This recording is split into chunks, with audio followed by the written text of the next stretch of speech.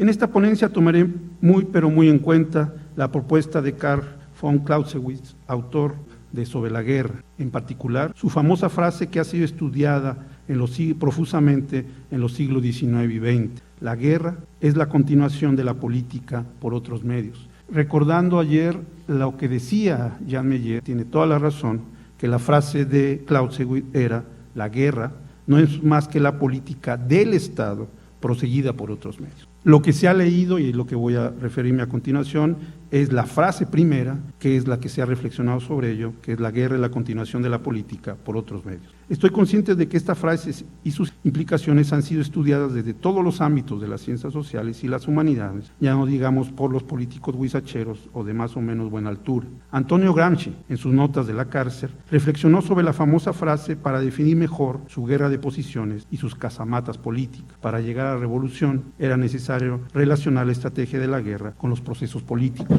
Mao arengaba en su libro rojo: política es guerra sin derramamiento de sangre. En tanto, la guerra es política con derramamiento de sangre. El dirigente chino estaba pensando, por supuesto, en la revolución. Raymond Aron valoró positivamente la propuesta de Clausewitz, porque la guerra tenía un fin moral que la política le marcaba. Después del nazismo y de Hiroshima y Nagasaki, lo que importaba destacar era que la guerra no era un fin en sí mismo, sino un medio de conseguir un fin político mayor. Jean-Paul Sartre acusaba a todos de ingenuos si se le hacía caso, si se le creía al general alemán. La guerra y la política no eran caras de un mismo proceso, por el contrario, eran hermanas siameses, siempre en disputa, sin cuartel. La palabra y el fusil no tenían ninguna vinculación más que de mutua destrucción. También Hannah Arendt diferenciaba entre poder y potencia. La primera, la potencia, es violencia desatada que daña y destruye al adversario. Por el contrario, el poder se basa en la legitimación, en el acuerdo de los diferentes que pueden llegar a acuerdo en áreas del bien común y el cuerpo político. La guerra es la potencia,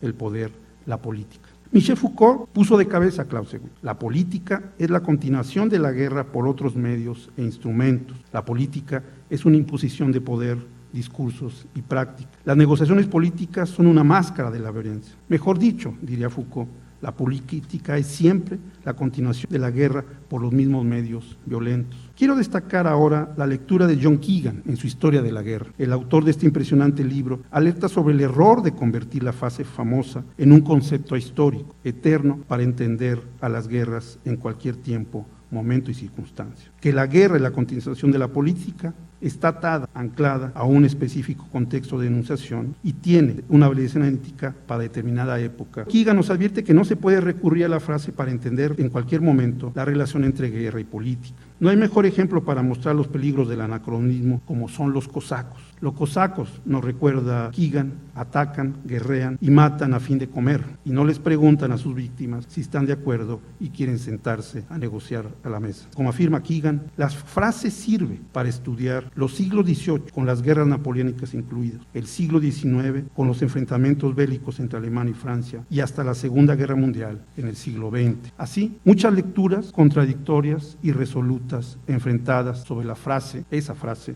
que se ha vuelto canónica, de Clausewitz. Por mi parte, propongo abordar un solo aspecto de la propuesta metodológica de la frase del general alemán y que está sugerida y desarrollada por algunos de los actores citados: el impacto, la influencia que tuvieron las negociaciones políticas en el resultado del conflicto bélico en una determinada sociedad, la novohispana y la mexicana, y en un periodo determinado, 1750-1850. Es decir, lo que planteo es que los resultados de las negociaciones políticas fueron los que en gran parte determinaron la manera en que se hacía la guerra en este periodo en México. Para explicar mejor esta lectura, primero y ante todo es necesario recordar claramente varios conceptos que estructuran el libro sobre la guerra. El axioma clásico de Clausewitz es, primero, la guerra no es más que la política del Estado proseguida por otros medios. Segundo axioma, nosotros afirmamos, dice Clausewitz, que la guerra no es sino la continuación de las transacciones políticas llevando consigo la mezcla de otros medios. Y por último, la frase también entresacada y que se desarrolla en Sobre la guerra no es sino una parte del comercio político y no es por sí misma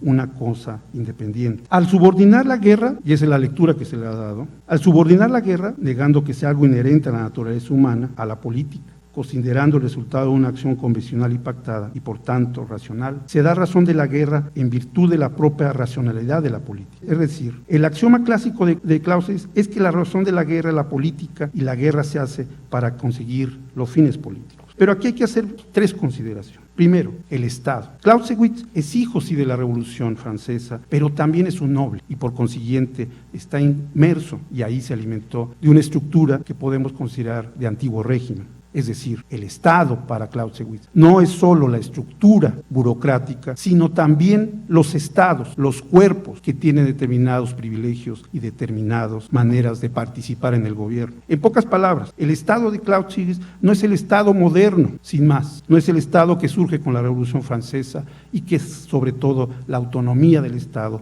frente a la sociedad. Lo que plantea Clausewitz, y así es como creo que se debe de leer sobre la guerra, es que el Estado es una conjunción y relación entre gobierno y sociedad o sociedades. La segunda consideración es la relación entre fines y medios. En la frase, las guerras son los quehaceres en la política por otros medios, el conflicto bélico está subordinado a la política. Se hace la guerra con fines políticos. En la frase la política es la guerra, tiene el sentido de destacar que se hacen las negociaciones políticas para lograr y sostener la guerra. Es decir, la organización política está destinada a organizar la guerra. El Estado en sentido lato, gobierno y sociedad, son los que determinan la manera en que se guerrea y marca la relación entre los beligerantes. La tercera consideración se refiere a los plurales de la guerra y de los quehaceres políticos. Las guerras son muchas en sus estrategias, en sus medios, en su organización, todo de acuerdo a su contexto. Es decir, la guerra no existe. Las guerras y sus contextos son los que debemos estudiar analíticamente.